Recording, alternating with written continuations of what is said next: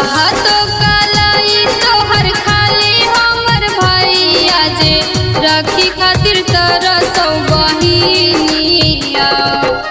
राहत कलाई तोहर खाली हमर भैया जे राखी खातिर तरसौ बहिनिया।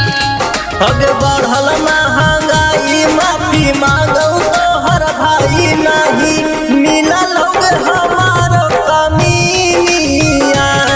आगे बढ़ल महंगाई माफी मांगौ तोहर भाई नहीं मिलल हमारो कमीनिया।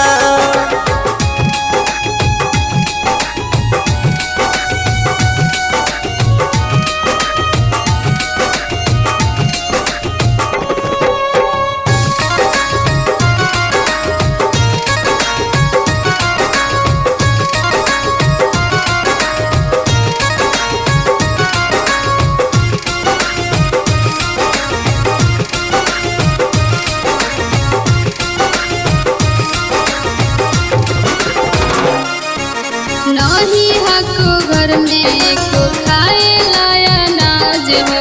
कैसे की खुशियाँ मनाइयो भैया आज हो।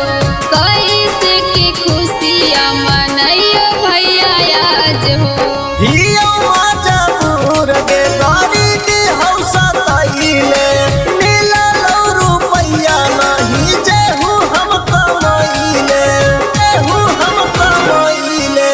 घरवा में जला तो नया जलिया बत्ती बनी रह जइबो रकसिनिया।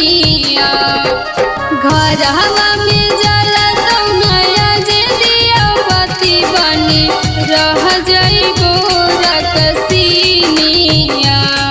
आगे बढ़ल महंगाई माफी मांगौ तोहर भाई नहीं मिलल हमारो कमीनिया।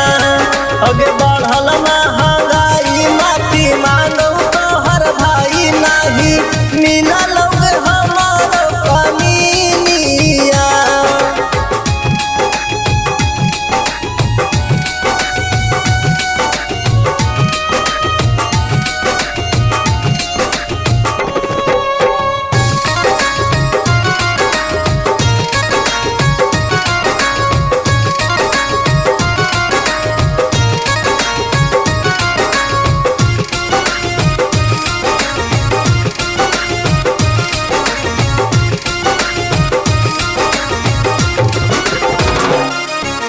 लेला तू केरो से रुपैया उधार हो।